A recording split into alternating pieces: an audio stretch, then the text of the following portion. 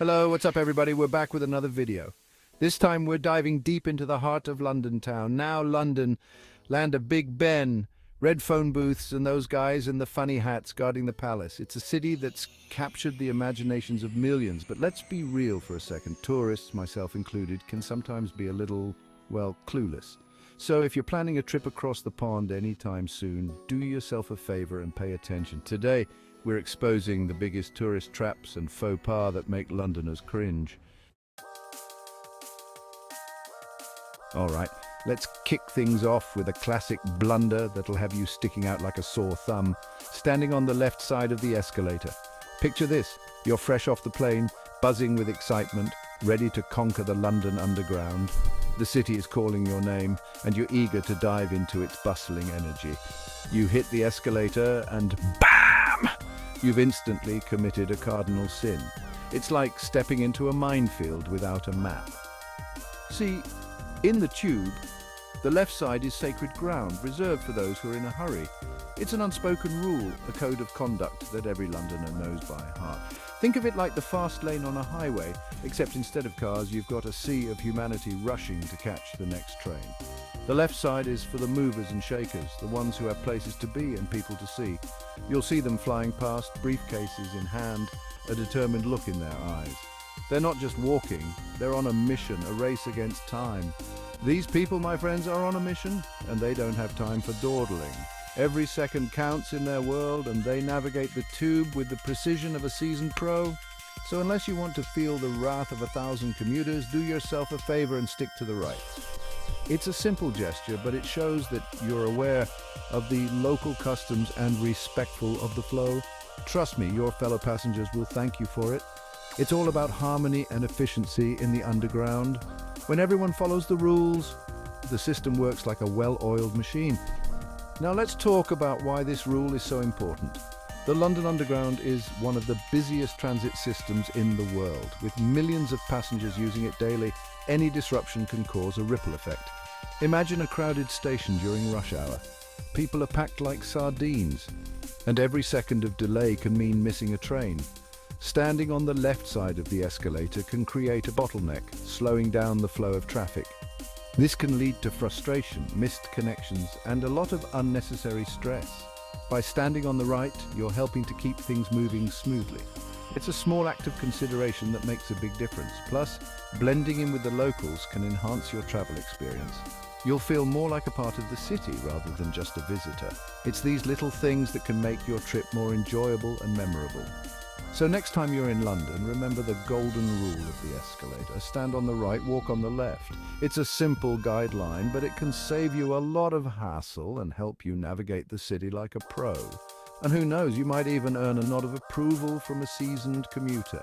After all, in a city as fast-paced as London, every little bit of courtesy counts. So let's keep the tube running smoothly and make everyone's journey a little bit easier. Stand on the right and let the rush hour warriors have their lane. It's the London way. All right, next up, we're talking about another underground faux pas that'll have you branded a tourist faster than you can say bangers and mash. The London Underground, or the Tube as it's affectionately known, is a marvel of public transportation, but it comes with its own set of unwritten rules and etiquette that can be a bit daunting for the uninitiated. Imagine this. The train screeches to a halt, the doors slide open, and you're met with a wall of people. It's a scene that can be overwhelming, especially during rush hour when the carriages are packed to the brim. Now, your instinct might be to stand your ground, hold your position, and let the crowd part around you. You might think that by staying put, you're making it easier for others to navigate around you. But trust me, that's the last thing you want to do. See, in the tube, it's all about flow, about keeping things moving. The moment those doors open, there's an unspoken dance that takes place. It's a choreography of commuters, each one knowing their part, moving in sync to keep the flow uninterrupted. When those doors open, you've got to be ready to move with the crowd, to let the tide carry you in and out of the carriage. It's a delicate balance of give and take, of stepping aside to let others pass while also making your own way through.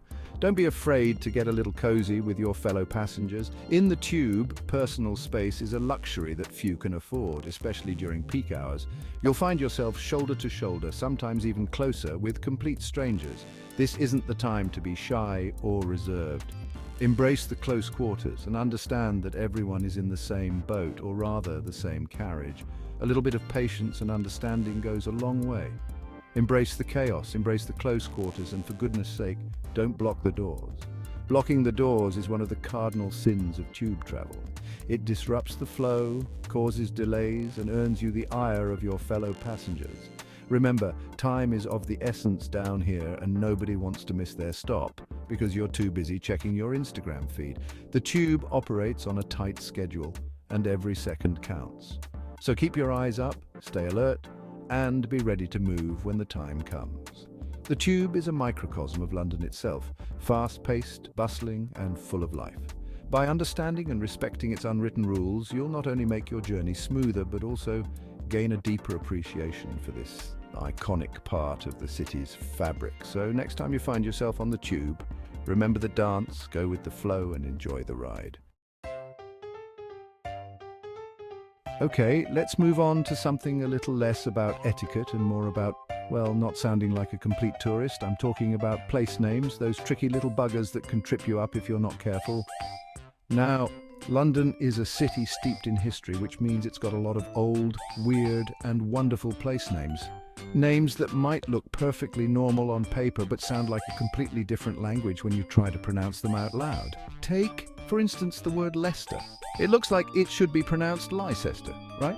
Wrong. It's actually pronounced Leicester. Yeah, I know, it doesn't make any sense. And don't even get me started on Marylebone or Grosvenor. These words are like tongue twisters designed to expose your inner tourist. But hey, don't sweat it too much. Even seasoned Londoners get these wrong sometimes. The key is to embrace the challenge, to laugh at your mistakes, and maybe, just maybe, learn a thing or two along the way. Let's dive a bit deeper into some of these names. Take Southwark, for example. You might be tempted to say Southwark, but it's actually pronounced Southwark. Or how about Holborn? It looks like Holborn, but locals say Holborn. Asking a local for directions can sometimes feel like you're learning a new language, and often locals are more than happy to help you out, sharing a laugh over the peculiarities of their city's names. Many of these names have fascinating histories. For instance, Covent Garden was originally Convent Garden, a medieval garden belonging to a convent. Learning the stories behind these names can make your visit even more enriching. Practice makes perfect. Spend some time practicing these names and you'll feel more confident navigating the city. And when you finally get one right, it's a small victory worth celebrating.